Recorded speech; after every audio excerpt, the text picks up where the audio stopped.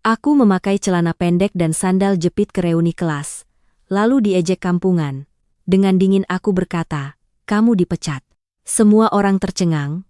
Para hadirin sekalian, pernahkah Anda menyaksikan seseorang berpakaian lusuh dan miskin dihina tanpa ampun oleh teman-teman sekolah lamanya di tengah keramaian? Mereka bersorak-sorai menginjak-injak harga diri orang lain untuk memuaskan ego egois mereka, tanpa menyadari bahwa orang yang mengenakan kaos oblong dan sandal jepit di hadapan mereka adalah ketua dewan direksi yang berkuasa yang memegang nasib sebuah konglomerat ekonomi raksasa. Betapa mahal harga yang harus dibayar untuk kesombongan yang memuncak ketika tabir rahasia tersingkap. Mari, para hadirin, ikuti kisah dramatis tentang kembalinya sang ketua yang menyamar berikut ini. Namaku Banyu. Orang luar mungkin hanya melihat seorang pria paruh baya berpenampilan kucal, mengenakan kaos oblong yang warnanya telah pudar dimakan waktu, celana pendek yang warnanya kusam di bagian lipatan, dan sepasang sandal jepit tali biru yang tumitnya telah menipis. Di usia ketika orang biasanya mencari kemewahan dan suka memamerkan kesuksesan, aku justru memilih jalan yang sama sekali berlawanan. Tidak ada yang punya cukup waktu luang untuk peduli pada seseorang yang tampak miskin dan sederhana, yang berlalu di antara mereka di jalan-jalan Jakarta yang padat kendaraan. Sejujurnya, aku sangat menikmati ketenangan dan kebebasan itu. Sedikit orang di dunia ini yang tahu kebenaran yang tersembunyi di balik penampilan sederhana dan bahkan terkesan miskin ini. Aku adalah ketua Dewan Direksi Nusantara Group. Itu adalah sebuah imperium ekonomi raksasa dengan pengaruh yang mendalam dan luas hingga ke seluruh provinsi di negeri ini. Kekayaan raksasaku mungkin harus dihitung dengan deretan angka yang sangat panjang yang tersimpan diam di berbagai rekening bank, dari dalam negeri hingga lembaga keuangan internasional.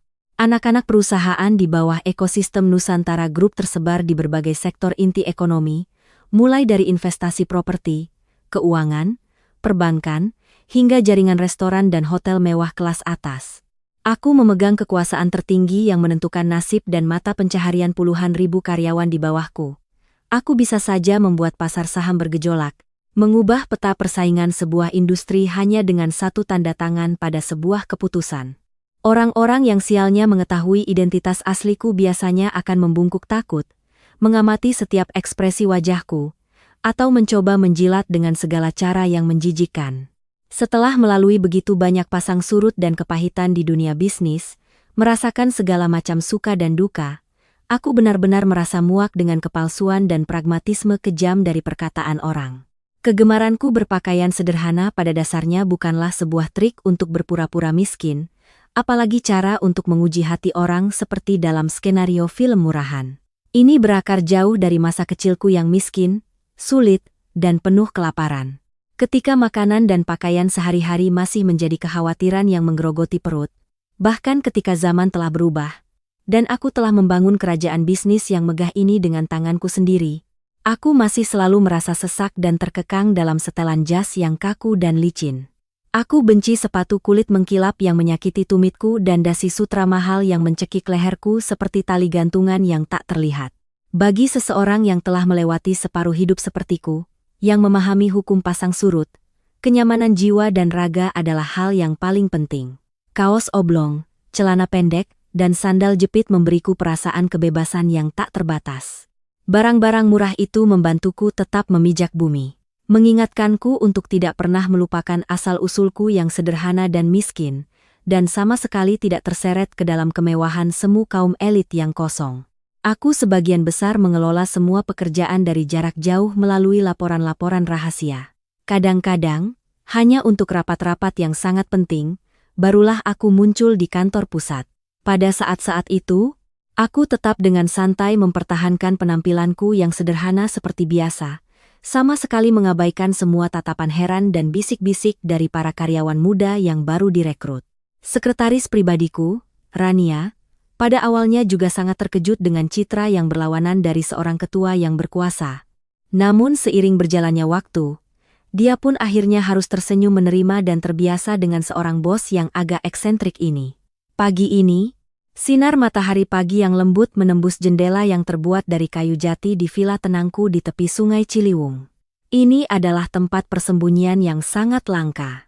Aku menggunakannya sebagai tempat istirahat yang damai, benar-benar terpisah dari debu dan hiruk-pikuk kota yang bising. Suasana di sekitarnya hanya diisi oleh kicauan burung dan desiran angin yang membelai dedaunan pohon beringin. Aku sedang duduk santai menikmati secangkir teh melati dari Jawa yang kental dan sedikit sepat, menikmati pagi yang damai sepenuhnya, ketika nada notifikasi dari ponsel di atas meja teh kayu tiba-tiba berbunyi bertubi-tubi, memecah keheningan yang syahdu. Sebuah grup obrolan di aplikasi media sosial yang telah lama terlupakan selama bertahun-tahun tiba-tiba menjadi ramai dengan puluhan notifikasi baru yang terus muncul. Aku perlahan meletakkan cangkir teh porselen ke meja. Dengan sedikit rasa ingin tahu yang langka bagi orang tuaku, mengambil ponsel dan membukanya untuk melihat apa yang membuat teman-teman lamaku tiba-tiba menjadi begitu ribut. Itu adalah grup obrolan kelas universitas kami dulu. Angkatan 42 jurusan administrasi bisnis. Waktu berlalu begitu cepat, tahu-tahu sudah hampir 10 tahun penuh. Sejak hari kami dengan bangga memegang ijazah kelulusan di tangan dan masing-masing menempuh jalan hidup yang berbeda. 10 tahun adalah waktu yang cukup lama untuk mengubah para pemuda yang bersemangat menjadi orang-orang yang dibebani oleh kekhawatiran akan kebutuhan hidup sehari-hari. Pesan-pesan yang terus muncul di layar ponsel seperti detak kenangan yang deras kembali ke dalam benakku. Halo semua. Sudah lama kita tidak bertemu. Akhir pekan ini, mumpung ada waktu luang, kita adakan reuni untuk bernostalgia yuk. Sebuah akun bernama Bima, ketua kelas, dengan antusias memulai percakapan dengan pesan yang penuh emosi. Segera, serangkaian pesan balasan muncul dengan cepat. Sebagian besar orang tampak sangat antusias dan bersemangat dengan usulan tersebut. Foto-foto lama dari zaman mahasiswa yang miskin dengan kemeja putih mulai digali dan dikirim. Kenangan-kenangan polos masa lalu mengalir kembali melalui setiap baris tulisan yang penuh perasaan. Aku hanya duduk diam, jariku menggulir layar, mataku tetap acuh tak acuh dan tenang. Acara reuni yang katanya untuk mengenang masa lalu seperti ini, menurut pengalamanku yang kaya, seringkali dengan cepat berubah. Itu bukan lagi tempat bagi orang untuk menemukan persahabatan yang murni dan tanpa pamrih, tetapi secara bertahap menjadi panggung yang melelahkan bagi mereka yang telah mencapai sedikit kesuksesan untuk memamerkan karier mereka, membandingkan kekayaan, atau untuk menghitung hubungan bisnis tambal sulam. Aku menghela napas pelan, berniat untuk diam-diam melewatkannya seperti bayangan tak terlihat, dan mengabaikan undangan yang hambar ini. Dalam dunia bisnis yang keras di mana aku berdiri di puncaknya, waktu adalah emas, dan aku sama sekali tidak ingin menyia-nyiakan jam-jam istirahatku yang berharga untuk obrolan basa-basi yang kosong. Di mana lokasinya? Ketua kelas. 10 tahun baru sekali. Kali ini kita harus membuatnya benar-benar megah dan berkelas ya. Akun lain angkat bicara dengan nada penuh semangat, dan harapan akan kemewahan untuk menunjukkan status. Restoran Kencana Mulia di pusat Jakarta. Sabtu malam minggu ini, tepat jam 6 sore ya teman-teman. Jangan sampai tidak datang. Bima dengan cepat menetapkan lokasi dan waktu dengan sikap tegas yang biasa dari seorang mantan pengurus kelas. Kencana Mulia. Aku sedikit mengerutkan alisku yang sudah mulai beruban. Nama itu terdengar sangat akrab. Bukankah itu salah satu jaringan restoran bintang 5 paling mewah yang berada di bawah manajemen langsung Nusantara Group? Kebetulan ini benar-benar membawa sedikit kesenangan kecil. Namun, alasan itu saja masih belum cukup kuat untuk menarik seseorang yang menyukai ketenangan sepertiku untuk datang ke pesta yang bising dan penuh pamer itu. Aku meletakkan ponselku kembali di atas meja kayu. Tanganku hendak menuang secangkir teh hangat lagi untuk menikmati aroma pagi yang syahdu. Tiba-tiba, sebuah pesan baru yang muncul di layar redup membuat tanganku berhenti di udara. Galih konfirmasi ikut ya, teman-teman. 10 tahun berpisah. Benar-benar kangen kalian semua. Galih, nama yang sangat sederhana itu, begitu menyentuh mataku, membuat hatiku yang beku sedikit berdebar. Galih, sahabat terbaikku, satu-satunya saudara sejatiku selama tahun-tahun kuliah yang sulit. Ketika aku masih seorang mahasiswa miskin dari desa, membawa beban hidup, seringkali harus menahan lapar seharian untuk mengumpulkan setiap sen rupiah untuk membayar uang kuliah. Galihlah yang berbagi sebungkus mie instan denganku, membelah 2 sepotong roti tawar kering tanpa isi. Dia memiliki hati yang sangat baik, tidak pernah memandang rendah kemiskinanku. Dia selalu berdiri tegar membelaku dari ejekan pedas dan penghinaan dari teman-teman sekelas yang kaya dan sombong. Sudah terlalu lama aku tidak bertemu dengan sahabat karib itu. Sebagian karena aku terlalu sibuk, terperangkap dalam pusaran keras membangun karier. Sebagian lagi karena aku selalu ingin menjaga kerahasiaan mutlak tentang identitasku sebagai miliarder untuk menghindari masalah yang tidak perlu. Melihat pesan singkat dari Galih, perasaan hangat yang aneh memenuhi hatiku yang dingin. Persahabatan di masa sulit adalah aset tak ternilai yang tidak bisa dibeli dengan uang. Mungkin ini adalah kesempatan yang diberikan Tuhan untukku bertemu kembali dengan sahabat lamaku, untuk melihat bagaimana kehidupannya setelah bertahun-tahun berjuang dalam hidup. Aku tidak ragu sedetik pun lagi, segera mengambil ponsel dan mengetik sebuah kalimat singkat namun tegas. Banyu ikut, jam 6 sore hari Sabtu. Kegelapan mulai menyelimuti kota. Lampu-lampu jalan yang berwarna-warni mulai menyala terang di seluruh jalanan Jakarta yang ramai. Alih-alih menelepon sopir pribadiku untuk menyiapkan mobil mewah impor seperti biasa, aku dengan santai membuka aplikasi di ponsel pintarku dan memesan ojek online dengan tarif yang sangat murah. Sepeda motor sederhana itu dengan berisik menyelinap melalui gang-gang sempit, akhirnya berhenti dengan decitan rem di depan lobi besar restoran Kencana Mulia, yang megah berdiri di lokasi paling strategis di pusat Jakarta. Restoran ini memang sangat pantas dengan standar bintang 5 internasional yang telah aku perintahkan untuk dibangun. Arsitektur luarnya megah dan mewah dengan gaya kerajaan Eropa. Lampu gantung kristal raksasa yang berkilauan dari dalam lobi utama memantulkan cahayanya ke jalan, berkilauan pada mobil-mobil mahal yang mengkilap yang antre perlahan memasuki area parkir kehormatan. Tempat ini adalah tempat berkumpulnya kaum elit, orang-orang yang suka memamerkan kekayaan melalui setiap pakaian dan kendaraan mereka. Aku perlahan turun dari sepeda motor, dengan hati-hati mengeluarkan dompet, memberikan selembar uang receh kepada pengemudi muda itu, lalu berbalik dan berjalan santai menuju pintu kaca putar otomatis. Seperti kebiasaanku selama ini, aku tetap santai mengenakan pakaian favoritku.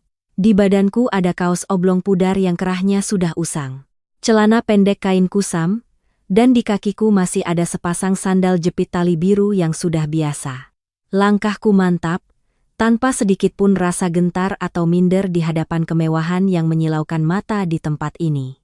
Saat aku mendekati tangga marmer, dua petugas keamanan berseragam jas hitam rapi yang berdiri tegak di kedua sisi pintu besar, segera melemparkan tatapan tajam dan dingin ke arahku. Salah satu dari mereka sedikit mengernyit tidak senang, melangkah maju untuk menghalangi jalanku demi melindungi citra restoran.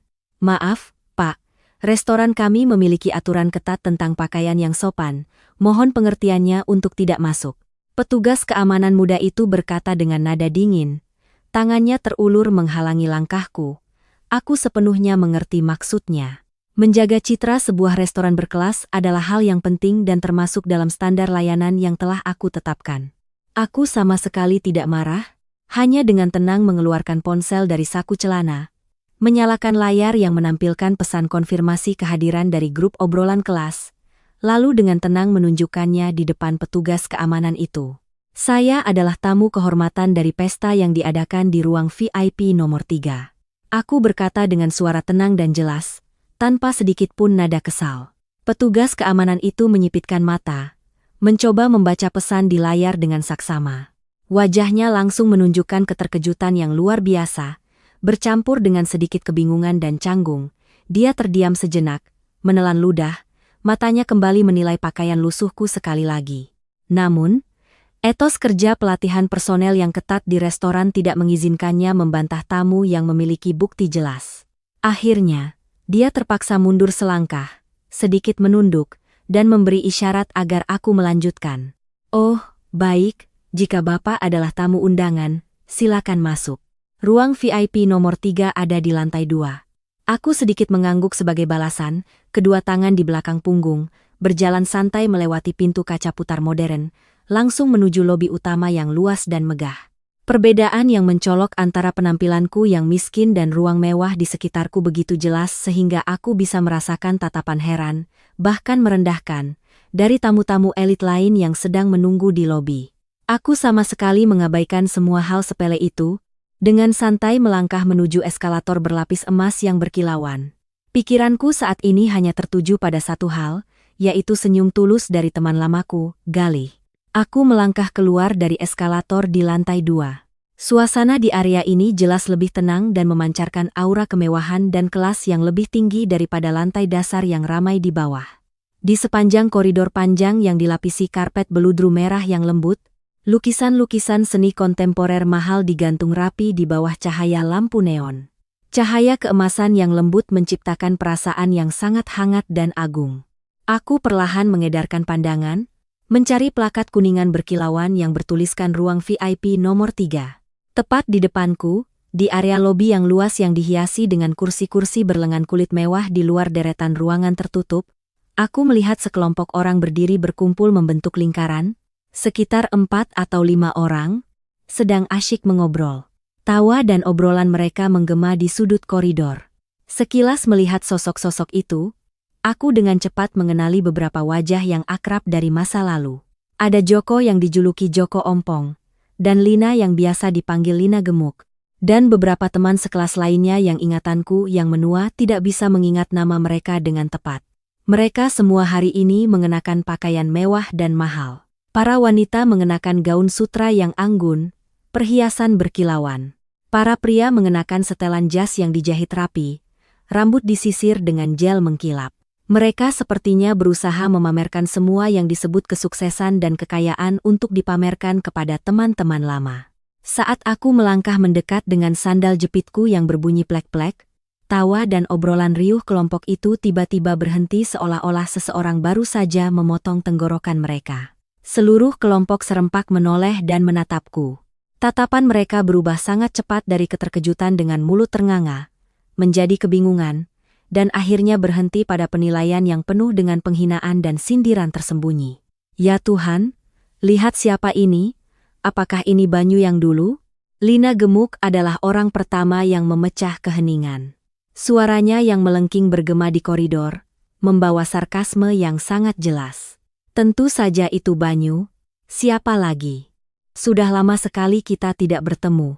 Kamu terlihat gagah sekali. Pakaianmu sederhana sekali ya. Joko dengan cepat menambahkan sindiran.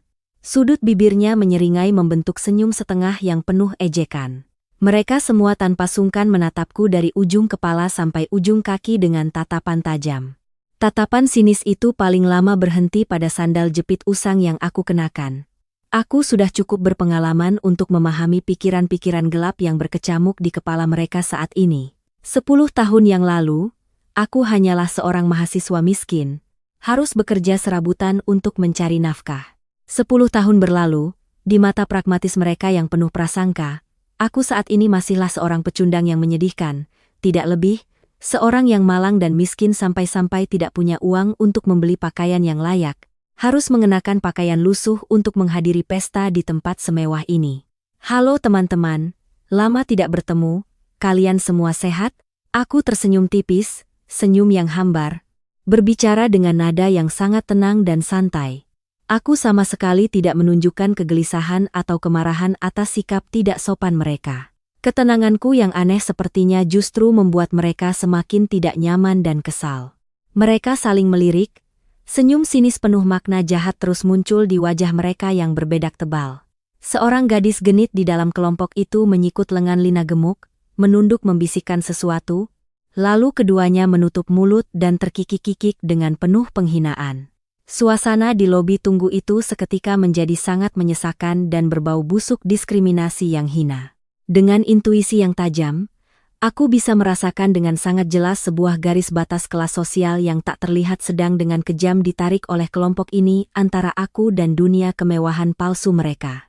Di satu sisi adalah mereka yang mengaku sebagai orang sukses dan mulia, di sisi lain adalah seseorang yang dicap sebagai sampah masyarakat yang menyedihkan. Sungguh konyol sikap dunia yang kejam ini, yang selalu menggunakan materi sebagai tolok ukur martabat. Saat aku mulai merasa bosan dan hendak melangkah melewati kelompok dangkal ini untuk langsung masuk ke dalam ruang pesta, sebuah suara berat yang sangat keras terdengar dari arah tangga. Suara nyaring itu segera menarik perhatian semua orang yang berkumpul di lobi. Halo semua teman-teman. Sudah lama sekali, kita tidak bertemu.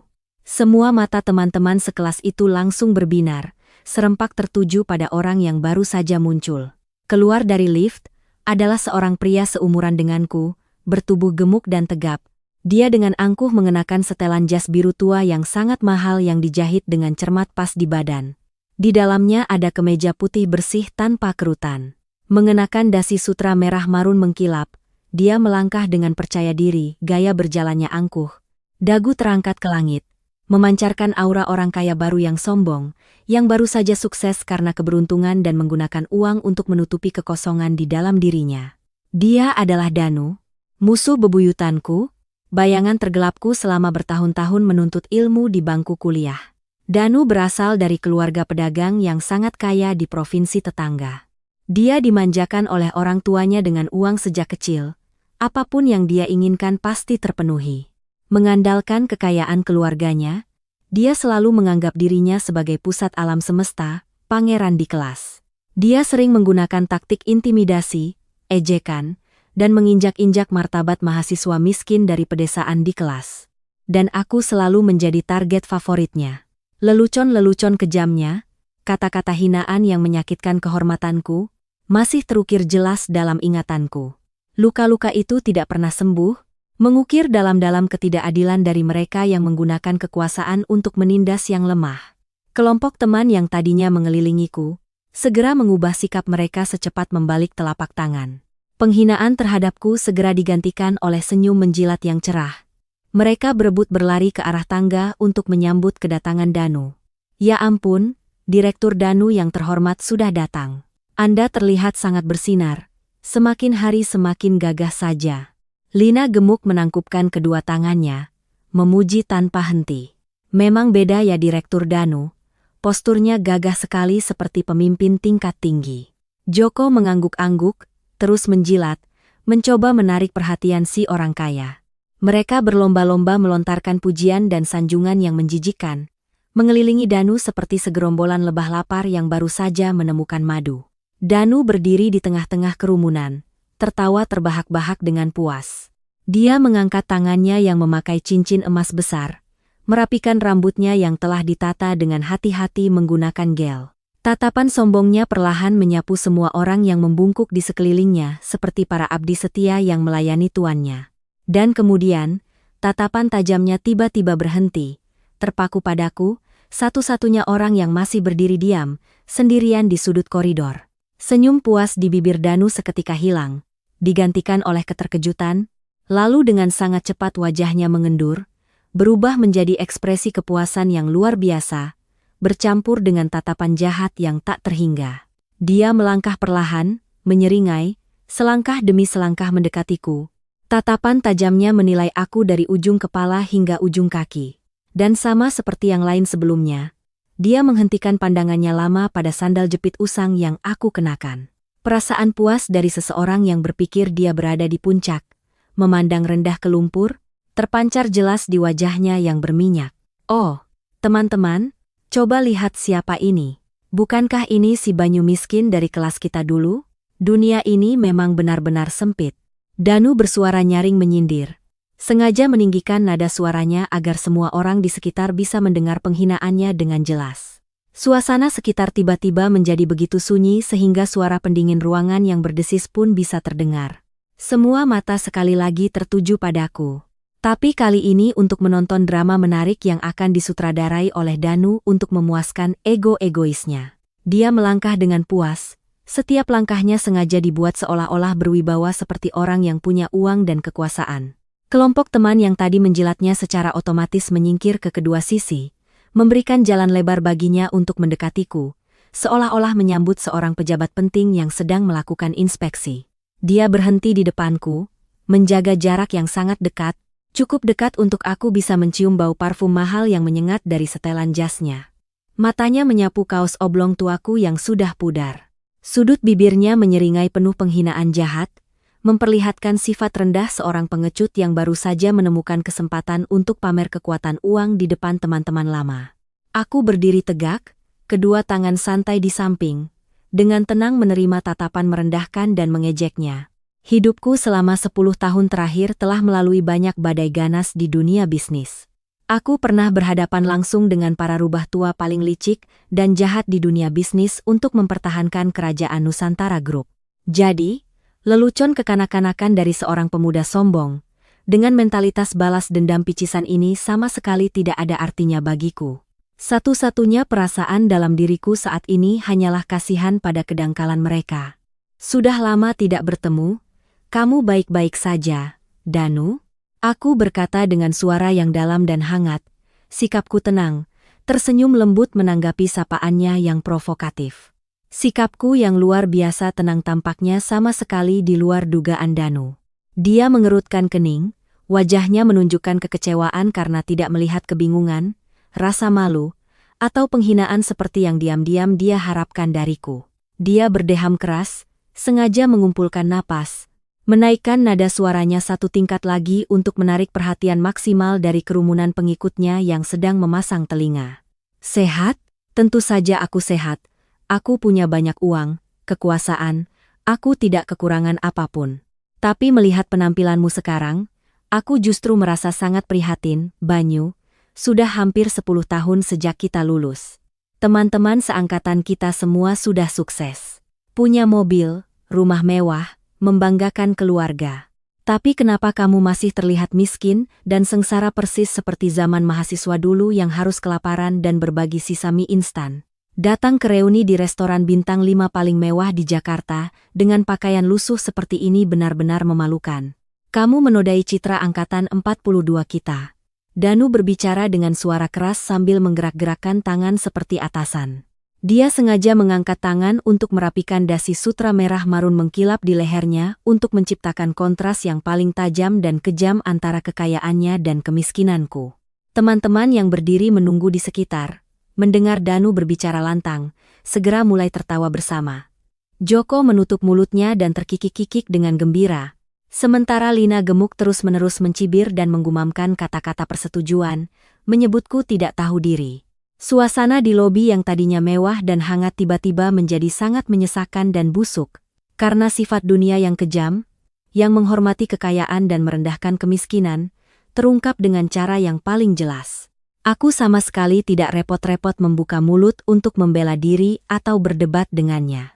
Di usiaku yang sudah memasuki kepala 4 dan dengan posisiku sebagai seorang miliarder di puncak ketenaran, aku sangat memahami sebuah kebenaran yang mendalam tentang kemanusiaan, yaitu tong kosong nyaring bunyinya.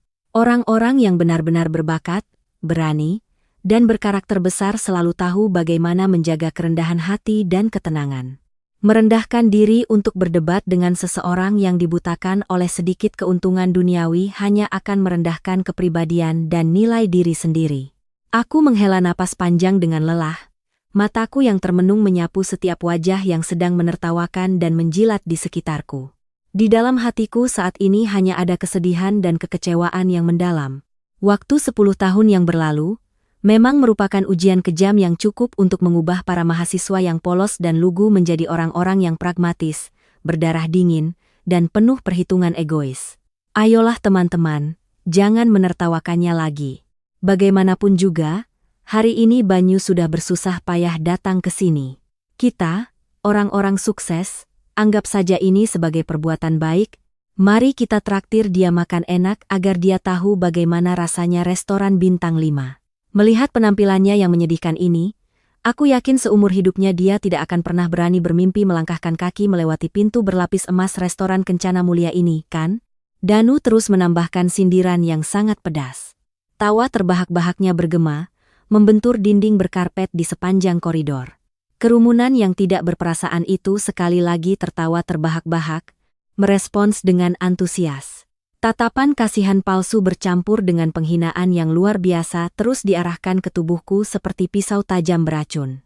Di tengah kota metropolitan yang penuh kepalsuan ini, kemiskinan sepertinya secara default dianggap sebagai dosa terbesar. Tapi ada satu kebenaran yang sangat konyol yang tidak akan pernah diketahui oleh orang-orang sombong ini, yaitu tempat yang mereka puji-puji tanpa henti ini. Restoran Kencana Mulia yang megah dan agung ini hanyalah salah satu dari sekian banyak unit bisnis kecil yang berada di bawah kepemilikan absolutku. Aku hanya tersenyum tipis, tetap diam, dengan tenang menunggu untuk melihat sejauh mana drama konyol para badut ini akan berlanjut dalam cangkang kemewahan mereka. Tepat saat tawa ejekan terhadapku sedang paling keras dan meriah, dari ujung koridor lantai 2, sesosok tubuh yang kukenal berlari tergopoh-gopoh. Suara langkah kakinya yang berat di atas karpet beludru terdengar tergesa-gesa, memotong suasana yang kental dengan ejekan dan kesombongan. "Banyu, ya Tuhan, benar itu kamu. Banyu, aku kira aku salah lihat." Sebuah suara yang dalam dan hangat terdengar, penuh dengan kegembiraan yang luar biasa. Kerumunan yang mengelilingiku karena terkejut secara otomatis memberi jalan kecil. Seorang pria berkulit sawo matang, berwajah keras yang dipenuhi kerutan karena kerja keras, tetapi memiliki sepasang mata yang cerah dan sangat baik hati, berlari cepat ke arahku. "Itulah Galih, saudaraku, satu-satunya teman sejati yang sangat aku hargai selama masa mahasiswa yang sulit. Persahabatan kami dibangun di atas hari-hari berbagi sebungkus mie instan, minum dari cangkir air yang sama, tanpa sedikit pun perhitungan untung rugi." Galih sama sekali tidak peduli dengan tatapan heran dari orang-orang di sekitarnya, juga tidak peduli dengan pakaian lusuh yang aku kenakan. Dia berlari ke arahku, merentangkan kedua lengannya yang kuat dan memelukku erat. Pelukan yang sangat erat dan hangat dari Galih membuatku merasakan keharuan yang mendalam di sudut mataku. Selama bertahun-tahun berjuang di dunia bisnis yang dingin, selalu harus mengenakan topeng baja untuk menutupi emosi. Ini adalah pertama kalinya aku merasakan kehangatan yang begitu tulus dan murni. Persahabatan sejati benar-benar tidak pudar oleh perputaran waktu dan uang. "Bagaimana kabarmu? Lama tidak bertemu, aku sangat merindukanmu. Kupikir kamu sudah menghilang entah kemana." Galih menepuk-nepuk punggungku berulang kali. Suaranya bergetar karena terlalu senang bertemu kembali dengan saudara lamanya. "Aku baik-baik saja, Galih. Bertemu denganmu lagi aku juga sangat senang. Kamu terlihat jauh lebih dewasa dan tangguh dari sebelumnya." Aku tersenyum ramah, menepuk bahunya sebagai balasan atas perasaan tulus temanku, merasakan kekasaran di tangannya sebagai seorang pekerja keras. Galih melonggarkan pelukannya dan mundur setengah langkah untuk mengamatiku dari ujung kepala sampai ujung kaki. Mata baiknya menunjukkan sedikit rasa kasihan ketika melihat kaos oblong usang dan sandal jepit tipisku. Tapi sama sekali tidak ada sedikit pun kilatan penghinaan atau belas kasihan murahan seperti orang-orang itu di matanya yang tulus. Dia menggenggam erat tanganku yang kasar, tangan yang penuh kehangatan, kontras sekali dengan dinginnya kerumunan di sekitar yang menatap dengan mata terbelalak. Sehat dan selamat adalah yang terbaik. Penampilan luar yang mewah tidak menentukan nilai seseorang, kan? Sudahlah, lupakan saja hal-hal sepele itu. Ayo masuk ke ruang pesta bersamaku. Malam ini kita berdua harus minum sampai puas. Galih selesai berbicara dan dengan antusias menarik tanganku langsung menuju pintu berukir dari ruang pesta VIP nomor 3. Tindakannya yang tegas dan lugas secara tidak langsung benar-benar memecah kepungan jahat dari kelompok teman yang sombong yang berdiri terpaku. Danu berdiri membeku, wajahnya pucat pasi karena diabaikan begitu saja oleh Galih seolah-olah dia tidak terlihat. Dia menggumamkan beberapa kata umpatan, tetapi akhirnya dengan kesal melangkah mengikuti kami. Ketulusan sederhana Galih pada saat itu seperti seberkas cahaya terang yang menyoroti hingga ke titik ekstrim sifat pragmatis, penjilat, dan sombong kejam dari orang-orang lain di kelas. Persahabatan sejati memang merupakan logam mulia. Semakin diuji oleh waktu dan kesulitan, semakin berkilau dan kokoh di hadapan segala kepahitan dunia. Semua orang berbondong-bondong masuk melalui pintu kayu jati yang berat ke dalam ruang VIP nomor 3. Ruang di dalamnya sangat luas, dirancang dengan sangat megah dan mewah dengan gaya kerajaan Eropa dengan warna dominan emas. Di tengah ruangan ada meja bundar raksasa yang bisa berputar otomatis. Permukaan meja terbuat dari marmer utuh yang mengkilap, dikelilingi oleh 20 kursi berlapis kulit domba yang empuk. Lampu gantung kristal yang berkilauan menerangi, memantulkan cahayanya pada peralatan makan perak yang mewah, membuat siapapun yang masuk merasa terpesona. Tanpa perlu ada yang menyuruh atau mengatur tempat duduk, Danu dengan sikapnya yang sangat angkuh dan sombong, dengan sengaja melangkah maju ke posisi tengah, duduk dengan angkuh di kursi utama yang terbesar, menghadap ke jendela panorama. Teman-teman penjilat yang melihat Danu duduk, dengan cepat berebut saling dorong untuk mendapatkan kursi di sebelahnya. Semua orang ingin dekat dengan direktur kaya itu untuk lebih mudah berkenalan, mencari muka, demi mencari peluang mengubah nasib. Sementara itu, Galih menggenggam tanganku erat, menarikku ke sudut meja yang paling tenang, menyerahkan panggung utama yang bising itu kepada kelompok pencari ketenaran dan keuntungan. Biarkan mereka bebas bermain drama. Silakan duduk di mana saja yang nyaman ya. Hari ini adalah hari bahagia yang langka. Kita makan sepuasnya, pesan makanan terenak. Soal biaya hari ini, kalian semua tidak perlu khawatir sama sekali. Danu bersandar di kursi kulit yang empuk, menyilangkan kakinya dengan angkuh, suaranya bergema di seluruh ruangan yang luas.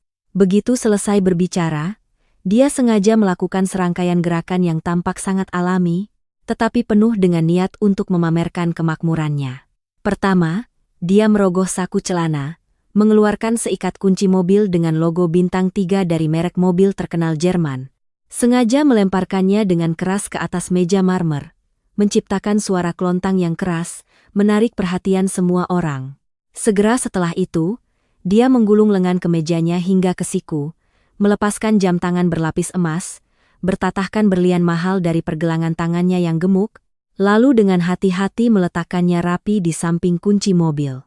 Aksi pamer kekayaan yang terang-terangan dan dramatis itu segera mencapai efek yang diinginkannya. Mata semua orang yang duduk di sekitar meja pesta terpaku pada dua benda simbol kemewahan itu.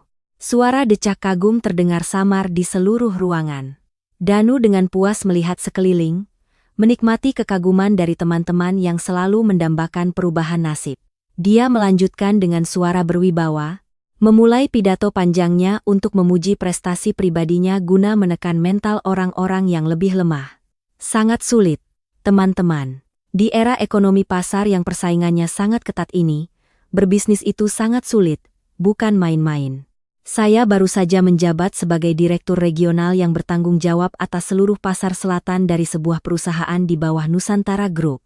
Pekerjaan sangat sibuk, sepanjang hari harus terbang ke sana kemari, rapat dengan mitra besar, menandatangani banyak proyek bernilai miliaran rupiah. Seringkali lelah sekali ingin minta cuti sehari untuk berlibur, tapi direktur utama tidak mengizinkan. Katanya perusahaan akan macet jika saya tidak ada. Menjadi bos besar, tekanannya luar biasa, sama sekali tidak enak teman-teman. Danu pura-pura mengerutkan kening dan menghela napas, sengaja menggunakan keluhan palsu untuk secara halus memamerkan jabatan direktur regionalnya yang bergengsi di depan kerumunan.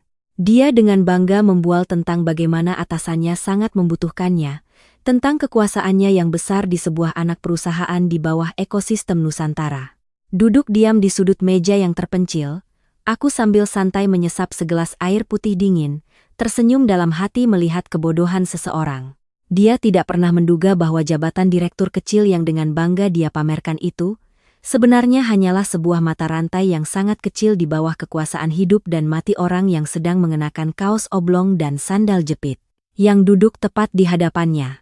Ironi takdir kadang-kadang diatur dengan cara yang sangat lucu dan dramatis di mata orang-orang yang berpikiran sempit. Kata-kata pamer Danu yang berlebihan tampaknya menciptakan sihir yang kuat, menyulut api keserakahan pragmatis yang gelap di hati kerumunan yang menunggu di sekitar meja makan yang mewah. Semua orang mulai meninggalkan tempat duduk mereka. Masing-masing dengan antusias mengangkat gelas air putih pertama mereka untuk berebut bersulang dengan Danu demi mendapatkan poin di mata sang bos besar. Kata-kata sanjungan yang berlebihan dan menjijikkan terus keluar dari mulut-mulut manis untuk membeli simpati dari si pemilik uang.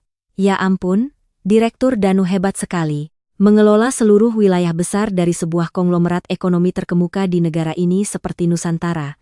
Kekuasaannya pasti luar biasa. Anda benar-benar kebanggaan terbesar kelas kita. Ayo, selamat atas promosi Anda yang pesat. Bima, ketua kelas, adalah yang pertama menyanjung. Kedua tangannya mengangkat gelas air tinggi di atas kepala, membungkuk rendah untuk menunjukkan rasa hormat dan kepatuhan yang berlebihan kepada teman lamanya. Pak Danu, Anda sekarang punya jabatan besar. Apakah perusahaan Anda sedang merekrut karyawan baru untuk departemen manapun? Perusahaan tempat saya bekerja sekarang skalanya kecil sekali, bosnya pelit, gaji bulanan sangat kecil. Jika ada posisi kosong, tolong atas nama persahabatan lama, bantu rekomendasikan saya ya. Saya akan berterima kasih seumur hidup untuk membalas budi ini. Lina gemuk buru-buru berdiri, dengan malu-malu merapikan rambutnya, tersenyum genit untuk meminta bantuan secara terang-terangan di depan banyak orang. Anak perusahaan Nusantara Group pasti punya banyak posisi bagus untuk orang berbakat. Yang penting kandidatnya punya kemampuan yang luar biasa atau tidak. Kalau orang yang malas, otaknya bodoh, 10 tahun lulus masih pakai baju compang-camping seperti lapel, meskipun melamar jadi petugas kebersihan, pasti langsung diusir keluar, apalagi jadi karyawan kantor. Joko sambil menyanjung Danu, sengaja menoleh ke arahku, berbicara dengan suara keras dengan nada menyindir yang sangat jahat. Dia sengaja menggunakan kegagalan dan kemiskinan penampilanku sebagai tumpuan untuk memuji dan mengangkat nilai tinggi Danu ke langit, demi menunjukkan kesetiaan mutlaknya kepada si pemilik uang. Benar sekali, kata-kata Joko sangat masuk akal. Kita melihat Pak Danu lalu melihat Banyu, sungguh jarak yang sangat jauh antara surga yang berkilauan dan neraka yang gelap. Orang seperti Pak Danu inilah yang benar-benar menjadi teladan cemerlang yang harus kita semua hormati. Ayo, semuanya. Mari kita angkat gelas untuk memberi selamat kepada direktur kita yang berkuasa. Seorang teman sekelas lainnya segera ikut menimpali, melontarkan kata-kata kejam yang menginjak-injak kehormatanku untuk mendapatkan poin di mata orang yang memegang kekuasaan palsu itu. Seluruh sudut ruangan menjadi riuh. Tawa palsu, suara gelas kaca yang beradu, menciptakan paduan suara yang bising dari pragmatisme tak tahu malu. Mereka rela mengorbankan harga diri, tidak ragu menginjak-injak martabat teman lama hanya untuk mendapatkan beberapa janji murahan dari seseorang yang punya uang dan jabatan. Aku duduk bersandar di kursi kulit, kedua tangan dilipat di depan dada, diam-diam mengamati drama konyol yang terjadi di hadapanku dengan mata yang tajam. Kelancangan mereka membuatku merasa mual dan jijik, bukan marah. Kehidupan manusia memang panggung besar yang penuh dengan topeng-topeng canggih yang dilapisi oleh persahabatan sekolah. Ruang pesta VIP nomor 3 yang luas ini saat ini secara tidak sengaja terbelah menjadi dua dunia yang sangat berlawanan dan pahit di bawah pengaruh uang. Area tengah tempat Danu berada sangat bising dan ramai. Tawa terbahak-bahak. Sanjungan palsu. Tawaran kerjasama bisnis tambal sulam terus bermunculan tanpa henti dari para pencari keuntungan. Mereka mengelilinginya dengan erat, bersulang dengan antusias, mencoba dengan segala cara menunjukkan kedekatan untuk mendapatkan sedikit keuntungan pribadi. Berbanding terbalik dengan keramaian palsu itu, sudut meja terpencil tempat aku dan Galih duduk begitu sunyi dan suram sehingga tampak menyedihkan di mata orang lain, seperti pulau terpencil yang dingin, terpisah sepenuhnya dari daratan yang ramai dan makmur. Kami diisolasi dan sengaja dilupakan oleh kerumunan pragmatis itu. Cahaya lampu gantung kristal dari langit-langit juga tampak lebih redup di sudut meja yang diperuntukkan bagi mereka yang dianggap gagal dan rendah di masyarakat ini. Galih dengan hati-hati menuangkan teh panas dari teko porselen ke dalam cangkirku. Wajahnya penuh dengan kesedihan dan rasa bersalah yang tak terhingga karena secara tidak sengaja telah membawaku ke tempat yang ramai ini. Dia menghela napas panjang, matanya menyapu kerumunan yang bising di depan, dengan kekecewaan yang mendalam atas degradasi moral manusia. Jangan sekali-kali kamu masukkan ke dalam hati kata-kata pedas mereka ya, Banyu. Mereka sekarang sudah banyak pengalaman hidup jadi sifatnya berubah jadi jahat, menjadi pragmatis yang tidak tahu balas budi. Melihat orang kaya mereka mendekat menjilat, melihat orang miskin mereka injak ke lumpur. Aku melihatnya saja sudah jijik sekali. Galih merendahkan suaranya. Setiap kata-katanya mengandung kepedihan yang tulus untukku. Khawatir aku akan terluka harga diriku karena kemiskinan. Aku tidak apa-apa, Galih. Kamu jangan terlalu khawatir, nanti kamu sendiri yang lelah. Hidup ini memang seperti itu. Tidak semua orang bisa mempertahankan sifat baiknya di hadapan godaan uang. Setiap orang punya kebebasan untuk memilih jalannya sendiri, cara hidupnya, dan nilai-nilainya sendiri untuk dikejar. Mereka memilih uang dan materi, sementara aku memilih ketenangan jiwa. Aku sama sekali tidak sedih atau marah pada orang-orang yang tidak mengerti nilai sejati kehidupan. Aku dengan santai menerima cangkir teh panas dari tangan Galih, mengangkatnya ke mulut, menyesap sedikit, tersenyum tenang menanggapi kata-kata temanku. Rasa sepat yang halus dari teh menyebar di mulutku, membuat pikiranku semakin tenang dan jernih di tengah-tengah fitnah. Melihatmu berpikir positif seperti itu, aku jadi tenang. Oh ya, belakangan ini aku sedang merencanakan proyek rintisan kecil di bidang pertanian organik untuk menyediakan makanan aman bagi masyarakat. Persiapan teknisnya sudah beres semua, tapi aku terjebak masalah modal investasi yang serius. Sudah pinjam ke sana kemari tapi suku bunga bank tinggi sekali. Pusing kepalaku, Galih sedikit mengerutkan kening, curhat dengan wajah penuh kecemasan tentang beban hidup yang menekan pundaknya yang kurus. Memulai usaha di zaman sekarang ini memang banyak tantangannya, tapi jika jalannya benar, pasti akan menuai sukses besar dan memberikan nilai berkelanjutan bagi masyarakat. Kamu sabar saja, pelan-pelan selangkah demi selangkah. Kalau ada kesulitan, jangan ragu bilang padaku, siapa tahu aku bisa bantu. Aku menatap lurus ke mata lelah temanku, dengan tulus menghiburnya dan secara tersirat memberikan janji dukungan finansial yang besar di masa depan. Tentu saja, saat ini, Galih masih berpikir aku hanya memberinya semangat. Dia sama sekali tidak tahu bahwa di balik janji itu ada kekuatan finansial yang mampu mewujudkan semua mimpi menjadi kenyataan dalam sekejap. Seorang manajer restoran berseragam hitam rapi, dengan hati-hati membuka pintu ruang pesta. Di belakangnya ada dua pelayan cantik yang membawa buku menu berlapis kulit dengan hiasan emas berkilauan, maju dengan hormat. Mereka tentu saja tidak mengetahui identitas ketua dewan yang sedang duduk menyendiri di sudut. Karena di tingkat Nusantara Group, jumlah manajer tingkat dasar tidak terhitung, dan mereka hanya berinteraksi dengan direksi restoran melalui prosedur pelaporan. Manajer itu membungkuk 90 derajat dengan sangat profesional. Kedua tangannya menyerahkan buku menu ke hadapan Danu yang duduk angkuh di posisi paling menonjol, menunggu dilayani. Danu mengulurkan tangannya yang gemuk untuk menerima buku tebal itu. Dia membolak-balik setiap halaman kertas berwarna mengkilap. Matanya menyipit, berpura-pura ahli dalam segala jenis makanan lezat di dunia, untuk menunjukkan seleranya yang tinggi. Dia berdeham, sengaja membaca keras setiap nama hidangan beserta harganya yang selangit, agar seluruh ruangan bisa mendengar dengan jelas kemampuan bayarnya yang tak terbatas. Ayo, hari ini hari bahagia yang langka, kita harus makan besar yang pantas dengan kelas kita. Manajer, bawakan 1 porsi lobster air dingin impor ukuran terbesar. Ingat dikukus utuh dengan anggur putih, tambah 10 mangkuk sup sirip ikan hiu kualitas terbaik untuk menyehatkan semua orang. Untuk hidangan pembuka, berikan sepiring kerang bambu besar panggang dengan bawang putih. Oh, untuk daging sapinya, ambil saja daging sapi marmer kualitas terbaik, panggang di atas lempengan batu garam mineral alamiah. Danu sambil memesan dengan suara lantang, melirik ke sekeliling meja dengan tatapan menang untuk mengukur kekaguman teman-temannya yang kampungan. Bisik-bisik kekaguman mulai terdengar. Makanan yang baru saja disebutkan Danu semuanya adalah hidangan langka dan mahal.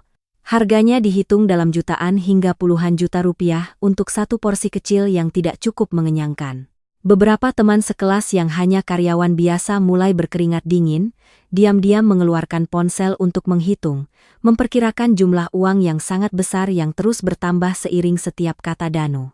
Mereka takut, jika harus patungan, seluruh gaji sebulan akan ludes hanya untuk 1 kali makan yang sia-sia. Belum berhenti di situ, Danu membuka halaman minuman di akhir buku menu. Sudut bibirnya menyeringai sangat licik dan penuh perhitungan hina. Dia memukul meja dengan keras, menunjuk pada baris tulisan miring yang rapi berisi nama-nama anggur mahal. Kalau sudah makan enak, harus ada anggur mahal yang sepadan dengan kelas para pebisnis besar. Bawakan aku 3 botol anggur Prancis kuno, yang paling istimewa dari gudang anggur. Ingat, dinginkan sesuai suhu standar lalu segera bawa ke sini agar kita bisa bersulang. Joko yang duduk di sebelahnya, mendengar nama anggur itu, matanya terbelalak kaget sampai-sampai serbet yang dipegangnya jatuh. Dia pernah mendampingi bos besar jadi dia tahu betul nilai fantastis dari cairan berwarna merah pekat itu. Joko menelan ludah, dengan ragu-ragu bertanya pelan, tetapi sengaja dengan volume yang cukup keras agar semua orang bisa mendengar betapa kayanya Danu. Direktur Danu, 3 botol anggur Prancis ini harganya kira-kira bisa mencapai ratusan juta rupiah loh. Pesta hari ini benar-benar di luar imajinasi rakyat jelata sepertiku. Danu tertawa terbahak-bahak di seluruh ruangan. Dia melambaikan tangan, bersikap sangat murah hati, tetapi setiap kata yang keluar mengandung racun yang jahat. Menargetkan tepat ke posisiku yang duduk diam di sudut ruangan. Kalian jangan khawatir soal uang. Kalau bersenang-senang harus santai. Biaya hari ini kita bagi rata saja untuk semua yang hadir. Seperti aturan main kita dulu, persahabatan 10 tahun ini tak ternilai harganya. Uang receh seperti ini tidak ada artinya dibandingkan karier kita masing-masing. Siapa yang kesulitan, tidak mampu membayar bagiannya, aku siap membayari dulu.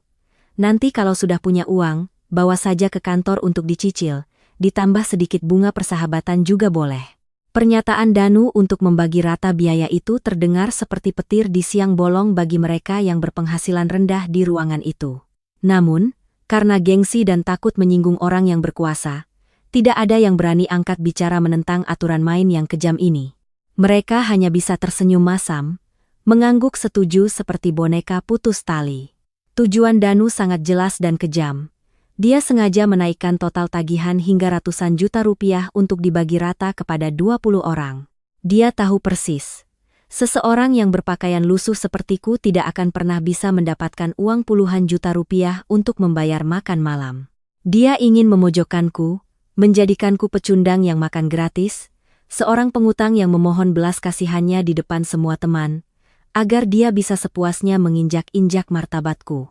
Aku duduk diam di sudut meja, menatap menembus hati gelapnya. Di dalam hatiku muncul rasa jijik yang luar biasa terhadap perhitungan kotor seorang yang bergelar intelektual dan pengusaha sukses. Kurang dari 30 menit setelah pesanan dibuat, pintu ruang pesta terbuka lagi. Tim pelayan profesional restoran mulai mendorong troli baja tahan karat yang mengkilap, membawa berbagai hidangan mewah masuk. Aroma harum dari hidangan laut mahal, berpadu dengan rempah-rempah herbal kelas atas dengan cepat menyebar ke seluruh sudut ruangan yang luas, membangkitkan semua indera serakah dari orang-orang yang sedang menunggu. Meja putar marmer raksasa mulai dipenuhi oleh piring-piring makanan yang disajikan dengan indah dan rumit seperti karya seni mahal. Asap panas mengepul dari mangkuk sup sirip ikan hiu. Warna merah cerah dari lobster impor menonjol di antara sayuran hijau segar, memukau mata semua orang yang duduk menunggu. Danu duduk angkuh di kursi utama, wajahnya yang berminyak berseri-seri karena kekuasaan yang diciptakan oleh uangnya sendiri. Dia mengambil sepasang sumpit gading berukir naga dan phoenix, mulai berperan sebagai raja yang berkuasa yang membagikan hadiah kepada para abdinya yang setia. Dia mengambil potongan daging lobster terbesar dan paling lezat, meletakkannya di mangkuk Joko dan Lina. Mulutnya tak henti-hentinya mengucapkan kata-kata penuh anugerah, untuk menunjukkan kekuasaan tertingginya. Para penjilat itu segera membungkuk-bungkuk berterima kasih. Buru-buru menerima makanan dengan kedua tangan dengan sikap rendah diri yang menyedihkan seperti pengemis yang dikasihani. Suasana dipenuhi dengan kepalsuan, sanjungan, dan keserakahan materi yang tak terbatas. Meja bundar itu masih perlahan berputar di bawah dorongan lembut semua orang agar setiap orang bisa menikmati hidangan lezat. Ketika piring porselen berisi daging sapi panggang batu yang harum tepat berada di hadapanku dan Galih, sebuah lengan kekar tiba-tiba terulur menghalangi dengan kasar. Danu telah menahan tepi meja putar, membuat meja kaca raksasa itu berhenti mendadak. Gesekan itu menciptakan suara decitan kering yang memekakan telinga, membuat semua orang menoleh dengan penasaran bercampur takut. Tunggu dulu. Aturan di meja makan orang sukses tidak sama seperti zaman mahasiswa berbagi sebungkus mie instan. Ya, di dunia ini mana ada cerita tidak kerja tapi mau makan enak, makanan lezat datang sendiri ke mulut. Danu berkata dengan suara nyaring. Matanya yang sipit menatap lurus ke wajahku dengan tatapan yang sangat jahat dan puas karena menemukan kesempatan untuk menghina orang lain. Dia perlahan meletakkan sumpitnya di atas meja, menunjuk langsung ke 3 botol anggur Prancis mahal yang tergeletak di dalam ember es di sampingnya. Sudut bibirnya menyeringai, sengaja memanjangkan setiap suku kata untuk meningkatkan penghinaan yang memalukan agar lawannya merasa malu di depan orang banyak. Banyu, melihat penampilanmu yang lusuh begini, aku tahu pasti dari mana kamu dapat uang puluhan juta untuk membayar makan malam mewah ini. Tapi aku orang yang sangat adil dan murah hati pada yang lemah. Kamu mau merasakan daging sapi premium seharga ribuan dolar sepotong, kamu harus tahu diri dan melayani semua orang di sini sebagai gantinya. Berdirilah. Ambil botol anggur itu, kelilingi meja, dan tuangkan sampai penuh untuk setiap orang yang ada di sini. Jika kamu patuh menjadi pelayan dan memuaskan semua teman-teman, aku janji akan berbaik hati membiarkanmu makan sepuasnya sisa makanan di meja ini tanpa harus membayar sepeser pun ketagihan bersama." Begitu kata-kata Danu selesai, seluruh ruangan tiba-tiba menjadi sunyi senyap seperti kuburan yang dingin. Penghinaan yang terang-terangan dan langsung ini melampaui batas lelucon jahat biasa. Dia ingin menginjak-injak martabat dan harga diriku di depan puluhan teman lama dengan cara yang paling kejam. Dia ingin memaksaku berperan sebagai pelayan rendahan yang melayani kesombongannya yang memuncak untuk memuaskan rasa mindernya selama ini. Beberapa teman sekelas yang penakut menundukkan kepala ke meja, menghindari tatapan tajam, sementara kelompok Joko malah menutup mulut dan terkikik-kikik, menunggu pertunjukan menyedihkan dariku yang akan segera dimulai. Tepat di sampingku, Galih langsung memerah padam karena marah melihat ketidakadilan yang terang-terangan. Tangannya yang kasar mengepal erat, urat-urat hijau menonjol jelas di punggung tangannya, menunjukkan bahwa kesabarannya sudah di ambang batas. Galih menggeretakkan giginya, hendak mendorong kursi dan berdiri untuk memberinya pelajaran yang tak terlupakan dengan kemarahan yang meluap-luap demi memulihkan keadilan bagi saudaranya. Aku menyadari emosi kuat temanku, lalu dengan lembut meletakkan tanganku di pahanya, menekannya perlahan untuk mencegahnya melakukan tindakan gegabah yang bisa membawa bencana.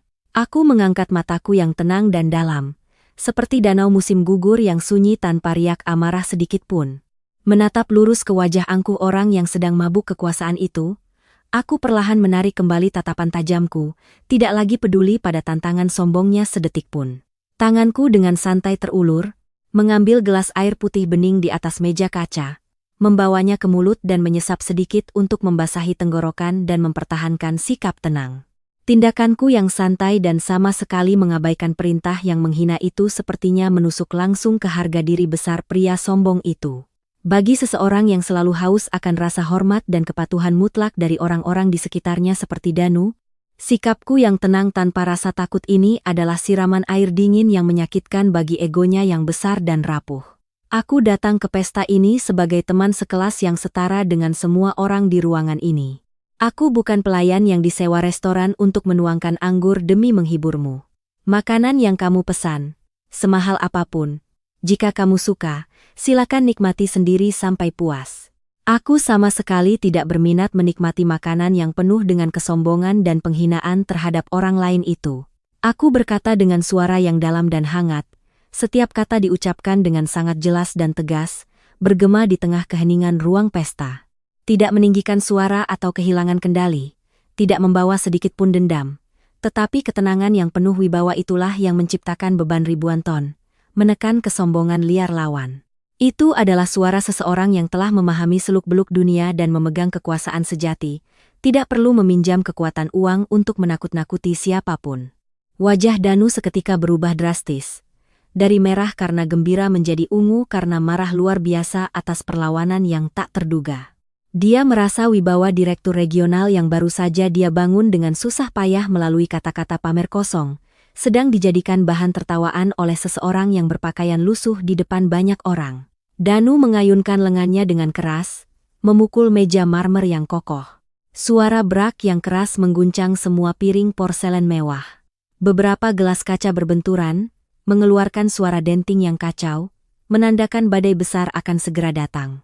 Dia melompat dari kursi kulitnya, menunjuk lurus ke wajahku dengan jari yang memakai cincin emas besar. Matanya memerah penuh amarah dan kebencian. Suaranya melengking penuh kepedasan, melontarkan kalimat kejam yang melanggar semua batas kemanusiaan dan rasa hormat minimum. Orang kampung miskin compang-camping sepertimu punya hak apa untuk menuntut kesetaraan denganku di sini? Buka mata katak dalam tempurungmu itu dan lihat baik-baik perbedaan kelas ini. Makanan mewah di meja ini, bahkan jika dibuang ke tempat sampah, masih lebih berharga daripada masuk ke perut pecundang sepertimu. Orang rendahan sepertimu bahkan tidak pantas makan sisa makanan kami.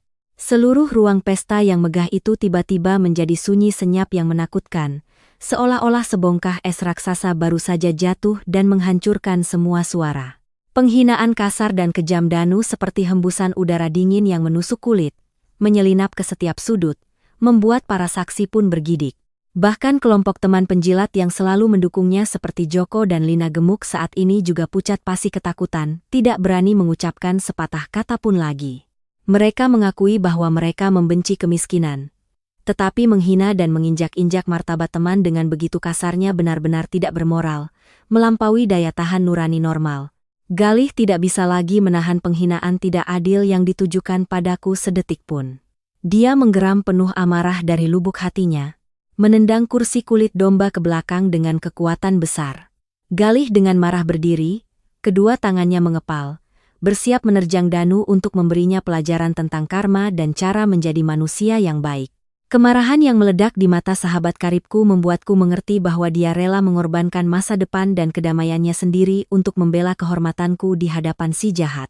Aku dengan cepat menggunakan kekuatan lenganku yang sangat kuat yang terlatih setiap hari, menggenggam erat kemeja Galih, dengan tegas menariknya kembali duduk di kursi sebelahnya. Berdebat dengan orang yang kehilangan akal sehat dan ketenangan, tidak perlu menggunakan tindakan gegabah dan kurang pikir. Itu hanya akan menodai karakter para ksatria sejati. Tenanglah, Galih. Tidak perlu membuang tenaga berdebat dengan orang yang tidak memiliki pemahaman yang sama tentang nilai inti seorang manusia. Aku merendahkan suara, berbisik cukup keras agar Galih mendengarnya. Mataku yang tajam dan penuh ketegasan menatap lurus ke mata temanku, mentransmisikan kekuatan tak terlihat, menenangkan emosi yang membara di dalam dirinya. Galih, meskipun masih terengah-engah karena marah, dadanya naik turun, akhirnya menuruti kata-kataku, duduk kembali di kursinya, matanya masih menatap tajam ke arah Danu dengan penuh kebencian. Aku perlahan merogoh saku celana pendek kainku yang usang, dengan santai mengeluarkan sebuah ponsel pintar. Dari luar, itu hanyalah sebuah ponsel hitam polos, tanpa logo merek yang mencolok, terlihat persis seperti ponsel murah yang dijual di toko-toko kecil pinggir jalan. Tidak seorang pun di ruangan ini yang cukup berpengetahuan untuk menyadari bahwa itu adalah ponsel satelit super aman yang dibuat khusus dengan harga selangit untuk Ketua Dewan Direksi Nusantara Group. Aku membuka kunci layar dengan tenang, dengan santai mengakses aplikasi pesan aman eksklusif internal grup. Jari-jariku yang kasar dengan cepat mengetik baris-baris teks yang singkat, jelas, dan penuh wibawa dari seorang pemimpin tertinggi, mengirimkannya langsung kepada Sekretaris Rania yang sedang bertugas di kantor pusat. Segera periksa seluruh informasi kepegawaian, berkas, kapabilitas, dan laporan keuangan terkait seorang karyawan bernama Danu. Saat ini orang ini memegang jabatan Direktur Regional di cabang Jakarta yang merupakan anak perusahaan kita. Laporkan hasilnya kepadaku dalam waktu 1 menit. Setiap pelanggaran harus dicantumkan secara lengkap untuk ditangani secara tuntas. Aku menekan tombol kirim.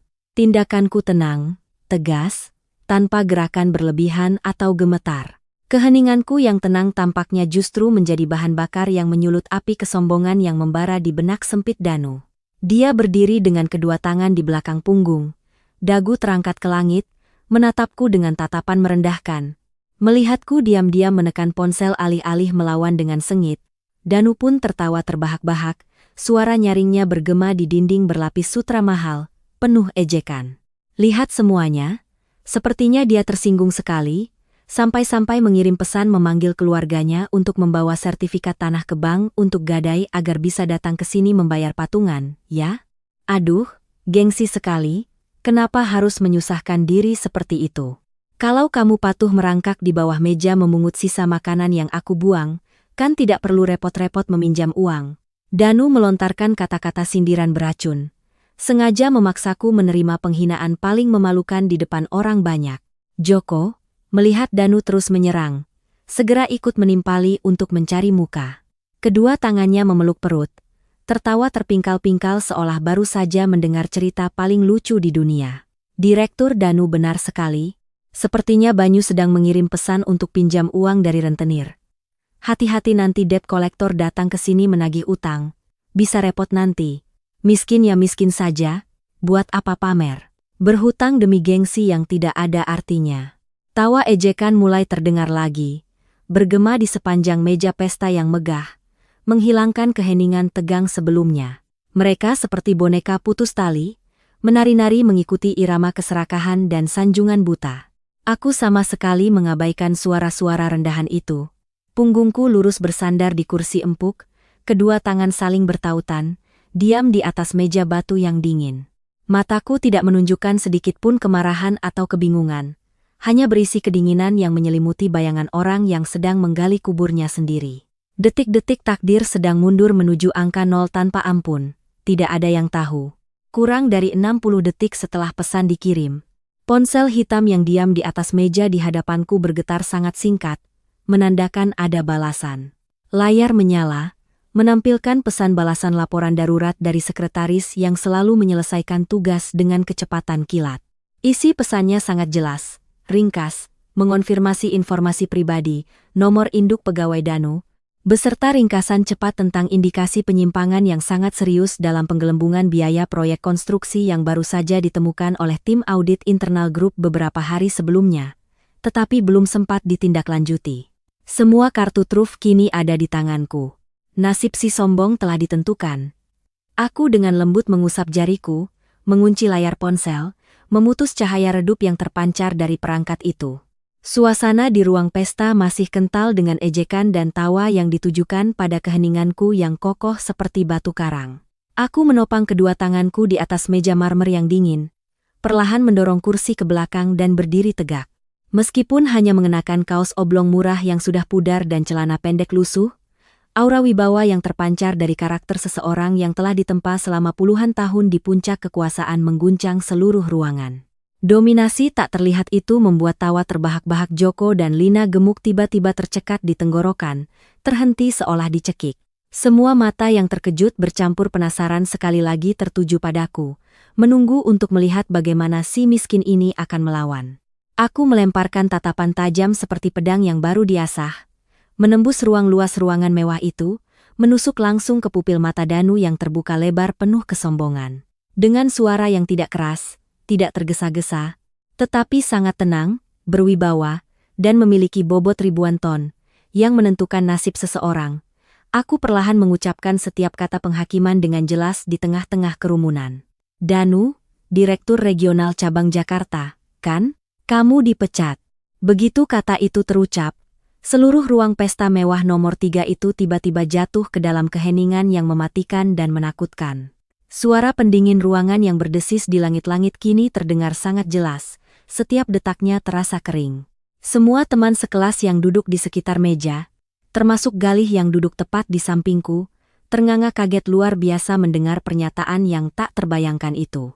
Tidak seorang pun dari mereka yang bisa mengerti mengapa seseorang yang berpakaian lusuh, miskin, dan berstatus rendah bisa mengucapkan kalimat yang mencabut jabatan seorang direktur yang gagah berani dengan begitu santai dan tegas. Mereka berkedip-kedip, sangat bingung, tidak tahu bagaimana harus bereaksi terhadap situasi aneh yang melampaui pemahaman terbatas mereka. Danu terdiam selama beberapa detik untuk memproses informasi yang baru saja didengarnya. Ekspresi terkejut di wajahnya yang berbedak tebal dengan cepat digantikan oleh penghinaan dan kemarahan yang meluap-luap. Dia sama sekali tidak percaya dengan apa yang baru saja didengarnya. Mengira aku karena terlalu malu di depan semua orang telah menjadi gila dan kehilangan kendali akal sehat. Danu menengadahkan kepala ke langit-langit dan tertawa terbahak-bahak. Tawa yang memekakan telinga dan gila itu bergema, mengguncang butiran-butiran kristal berkilauan yang tergantung di lampu gantung raksasa.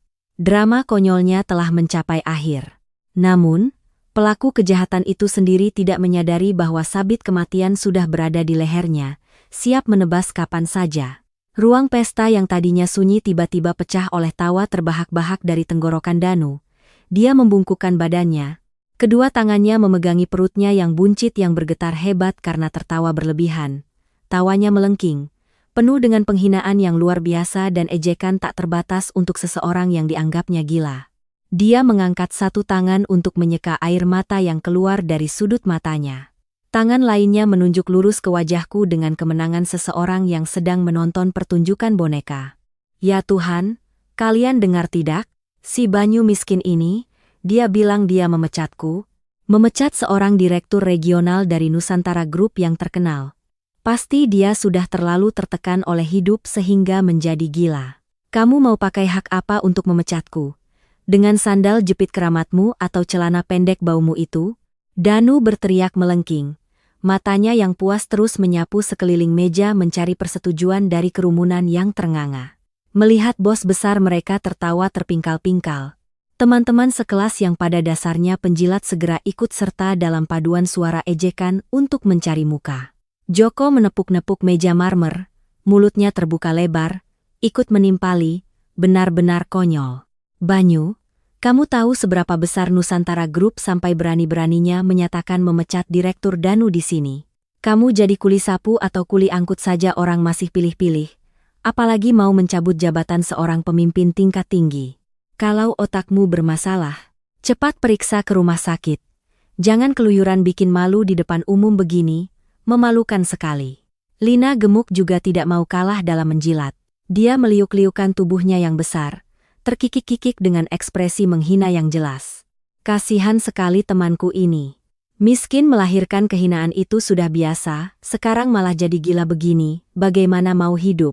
Hati-hati teman-teman. Orang yang sakit jiwa biasanya sangat mudah marah dan melakukan kekerasan. Nanti kalau dia melempar gelas di meja, kita bisa celaka.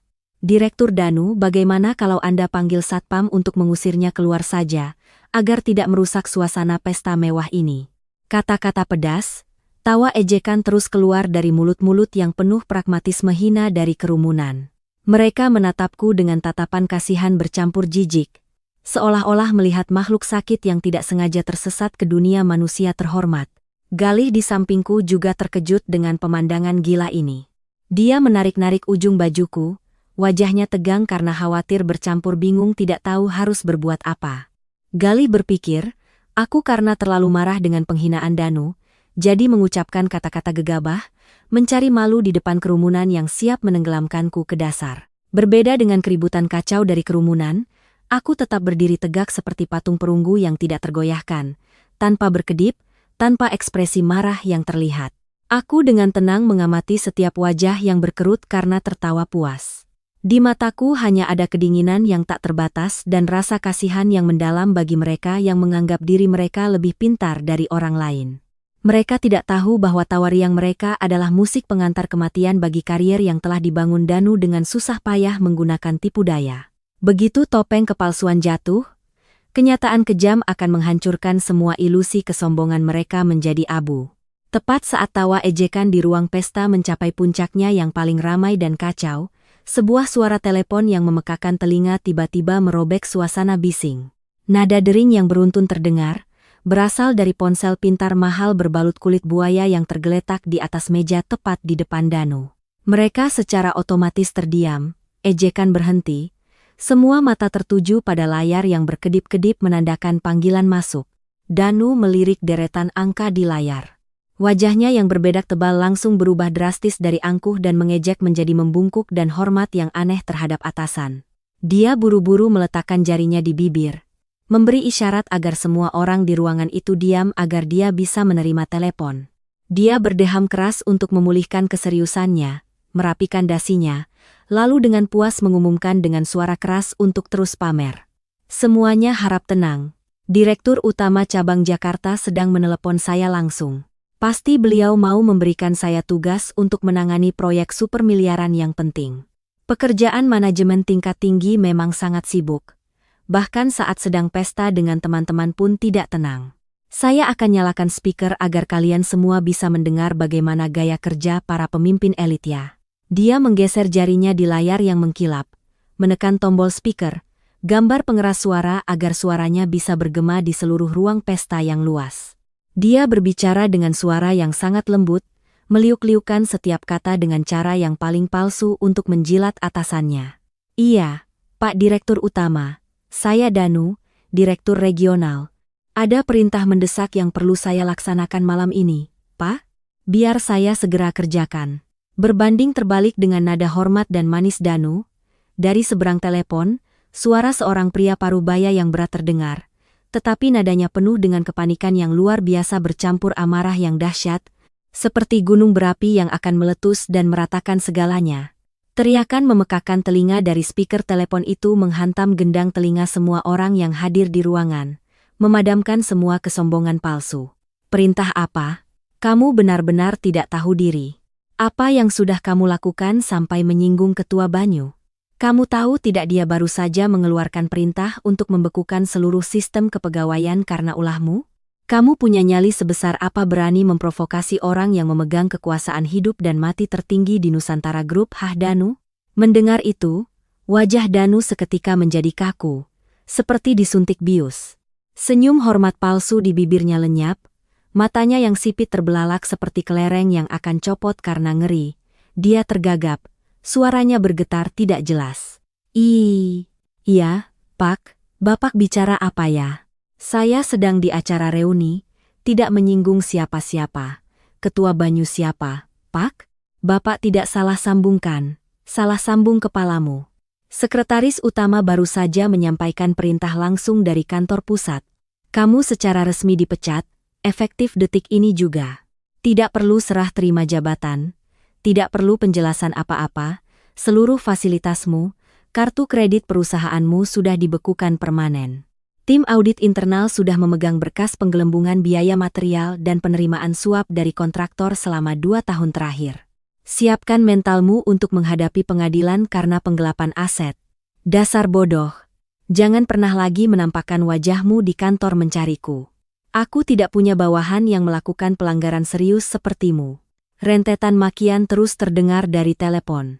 Setiap kata yang keluar memiliki bobot seperti pukulan palu godam yang menghantam karier dan nasib Danu, menghancurkan sepenuhnya kerajaan yang telah dia bangun dengan susah payah melalui tipu muslihat. Rahasia paling kotor, trik korupsi paling hina yang dia sembunyikan dengan susah payah, kini terbongkar telanjang di depan semua teman sekelas yang baru saja dia pameri kekayaannya.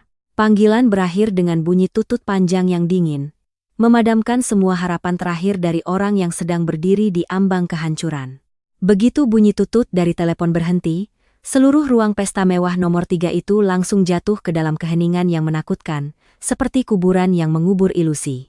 Ruangan menjadi begitu sesak, seolah-olah udara sedang disedot habis, membuat orang tidak bisa bernapas normal. Kesombongan, tawa ejekan yang baru beberapa menit lalu menyelimuti tempat ini kini lenyap tak berbekas. Keheningan yang berwarna kengerian yang luar biasa terukir di benak setiap orang. Semua orang di ruangan itu, dari Joko, Lina gemuk, hingga teman-teman sekelas yang suka ikut-ikutan, berdiri membatu di tempat, tidak berani bergerak. Mereka membelalakan mata, melemparkan pandangan panik dari telepon yang tergeletak tak bernyawa di atas meja ke wajah Danu yang pucat pasi, lalu perlahan-lahan mengalihkan pandangan mereka, berhenti pada sosok tinggi dan tenangku. Kepingan-kepingan teka-teki di benak mereka mulai tersambung dengan kecepatan kilat untuk menemukan kebenaran.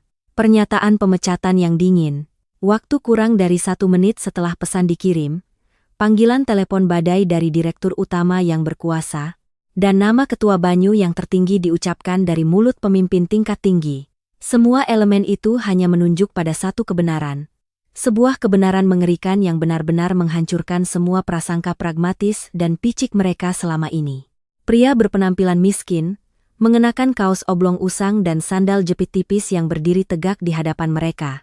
Ini bukanlah seorang pecundang yang menyedihkan, bukan pasien gila yang perlu dikasihani, melainkan ketua dewan direksi yang berkuasa tertinggi, pemegang kekayaan raksasa dan kekuasaan hidup dan mati atas karier puluhan ribu orang di Nusantara Group yang terkenal di seluruh dunia bisnis. Danu berdiri membeku. Seluruh tubuhnya gemetar hebat, seperti daun kering di hadapan badai besar yang akan menyapu segalanya.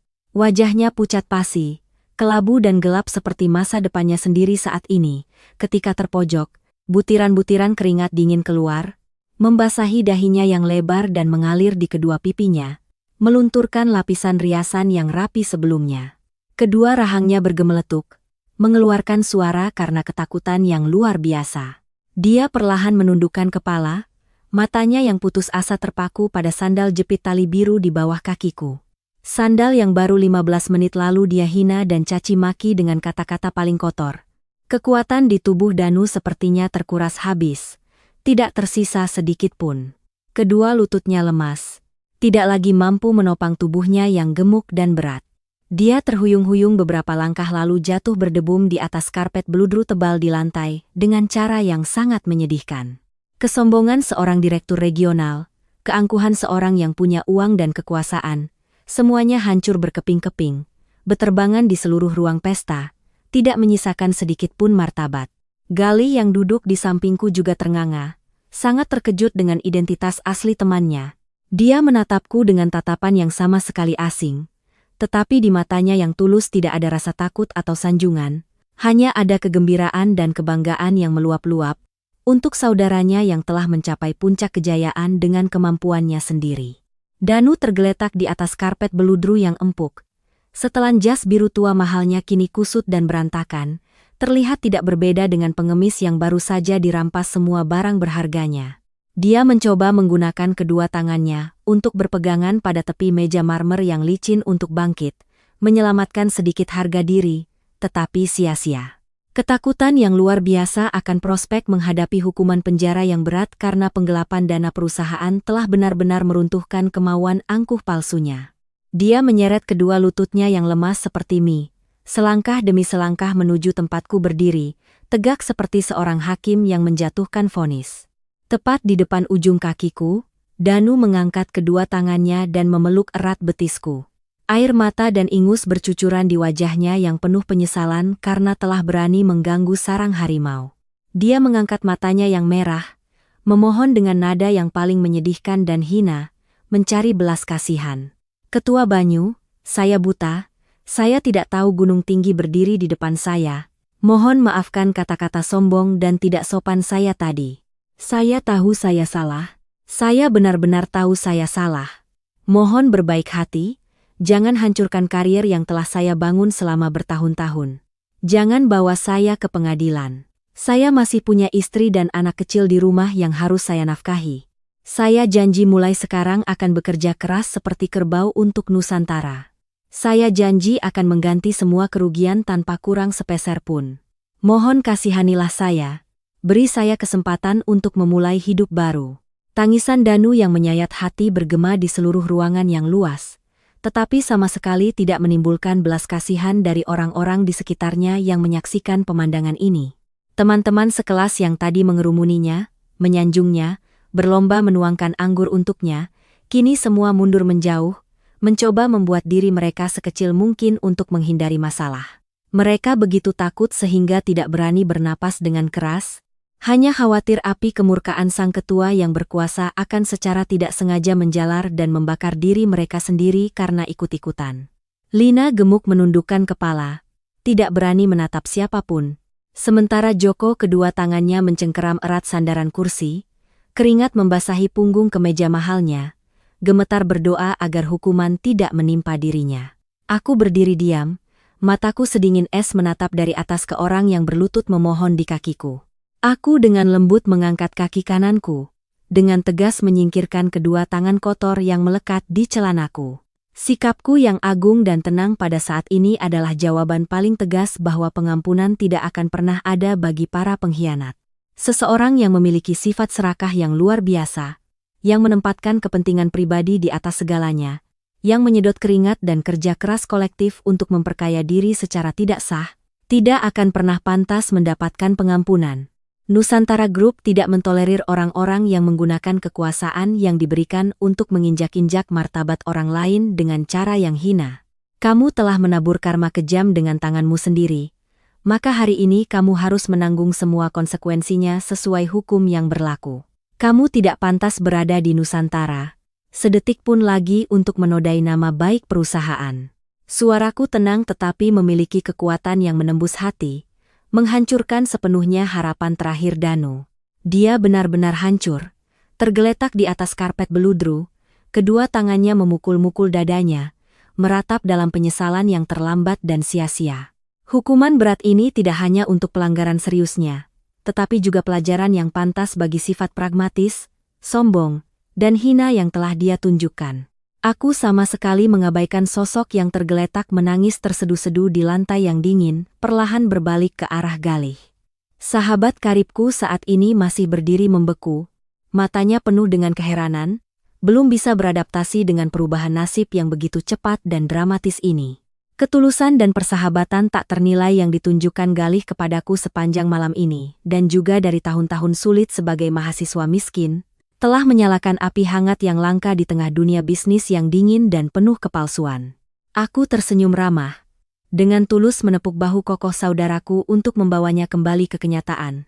Galih, besok pagi jam 8 tepat, bawa semua berkas proyek pertanian organikmu ke kantor pusat Nusantara Group, temui aku ya. Bilang saja pada Satpam bahwa Ketua Banyu punya undangan khusus. Mereka akan mengantarmu sampai ke ruang kerjaku di lantai paling atas. Proyek rintisan impianmu, aku yang akan menilainya dan memberikan modal investasi penuh, tanpa kurang sepeser pun. Kita berdua akan bahu-membahu, membuat sesuatu yang besar, memberikan nilai nyata bagi kehidupan. Galih setelah mendengar itu hanya bisa mengangguk terus-menerus. Kedua matanya memerah karena haru dan terharu oleh kebaikan teman lamanya. Persahabatan yang murni, tanpa pamrih, akhirnya berbuah manis setelah bertahun-tahun berpisah. Aku tersenyum mengucapkan selamat tinggal kepada Galih, lalu berbalik dan melangkah pergi, dengan langkah mantap menuju pintu ruang pesta yang mewah. Tidak seorang pun dari mereka yang berdiri ketakutan di sudut-sudut dinding berani maju untuk menghalangi atau membuka mulut untuk meminta maaf. Aku berjalan di sepanjang koridor lantai 2 yang berkarpet beludru, langsung menuju meja resepsionis mewah restoran Kencana Mulia. Seorang manajer tingkat tinggi berseragam jas hitam segera berlari menyambut dengan sikap yang sangat profesional. Aku dengan santai merogoh saku celana pendekku yang lusuh, mengeluarkan sebuah kartu bank hitam pekat, yang terbuat dari logam khusus utuh, dengan ukiran simbol mahkota kekuasaan tertinggi, meletakkannya dengan lembut di atas meja kaca. Bayar seluruh biaya pesta di ruang VIP nomor 3 untukku, secepatnya. Manajer restoran begitu melihat kartu hitam dengan kekuatan tak terbatas itu, segera mengenali identitas tertinggi orang yang berdiri di hadapannya. Wajahnya pucat pasi karena hormat dan takut. Kedua tangannya gemetar membawa mesin pembayaran, buru-buru membungkuk 90 derajat, dengan sangat hormat untuk menyelesaikan prosedur pembayaran. Baik, Ketua. Semua prosedur sudah selesai. Semoga Bapak selalu sehat. Aku mengangguk menerima kembali kartu itu, memasukkannya ke dalam saku, lalu perlahan melangkah melewati pintu kaca putar otomatis menuju lobi utama yang megah di bawah kegelapan malam. Di bawah cahaya lampu jalan yang berwarna-warni di malam Jakarta yang gemerlap, sebuah mobil super mewah hitam mengkilap dengan plat nomor cantik, telah siap di posisi paling terhormat untuk menyambut pemiliknya. 4 pengawal berjas hitam, berkacamata hitam, tinggi dan kekar, berdiri berbaris rapi. Ketika mereka melihat sosokku muncul, semuanya serempak membungkuk, dengan hormat menyambut Ketua Dewan Direksi Tertinggi Nusantara Group. Aku dengan santai melangkah dengan sandal jepit usangku, membungkuk dan masuk ke kursi empuk berlapis kulit sapi utuh di belakang. Pintu mobil yang tebal perlahan tertutup, menutup dunia yang bising dan palsu di belakangku. Mobil mewah itu meluncur mulus dalam kegelapan malam, meninggalkan di belakangnya gedung restoran Kencana Mulia yang gemerlap, tempat di mana orang-orang sedang merasakan penyesalan yang mendalam karena telah kehilangan persahabatan sejati yang tak ternilai hanya karena pikiran picik dan keserakahan materi yang membutakan akal sehat mereka. Para hadirin yang terhormat, menutup kisah tentang Ketua bersandal jepit tadi, tentu di dalam hati kita masing-masing tersimpan renungan yang sangat mendalam tentang kehidupan dan manusia. Mungkin melalui cerita ini, kita menyadari bahwa nilai inti yang membentuk kualitas seseorang sama sekali tidak terletak pada setelan jas mahal atau mobil super mewah di luar. Benda-benda material yang fana itu hanyalah cangkang sementara, yang mudah terkoyak di hadapan badai kehidupan. Pelajaran paling berharga adalah sikap hidup yang rendah hati dan cara kita memperlakukan orang-orang di sekitar kita. Ketika berada di puncak ketenaran, orang yang benar-benar berkarakter selalu tahu bagaimana menahan diri, menjadi tenang alih-alih pamer seperti tong kosong yang nyaring bunyinya. Lebih dari itu, kesulitan dan kemiskinan selalu menjadi ujian yang kejam tetapi sangat akurat untuk mengukur hati manusia. Mereka yang menggunakan kekuasaan dan uang untuk menginjak-injak yang lemah pada akhirnya akan menuai akibat pahit yang mereka tabur sendiri. Sebaliknya, persahabatan yang tulus dan tanpa pamrih, yang siap mengulurkan tangan di saat sulit, adalah aset tak ternilai yang tidak bisa dibeli dengan harga berapapun. Hidup ini tidak kekal, jadi marilah kita menggunakan belas kasih dan ketulusan untuk saling memperlakukan satu sama lain. Karena kerendahan hati adalah puncak sejati dari segala keagungan, Terima kasih yang tulus kepada para hadirin yang telah meluangkan waktu berharga untuk mendengarkan cerita ini sampai selesai.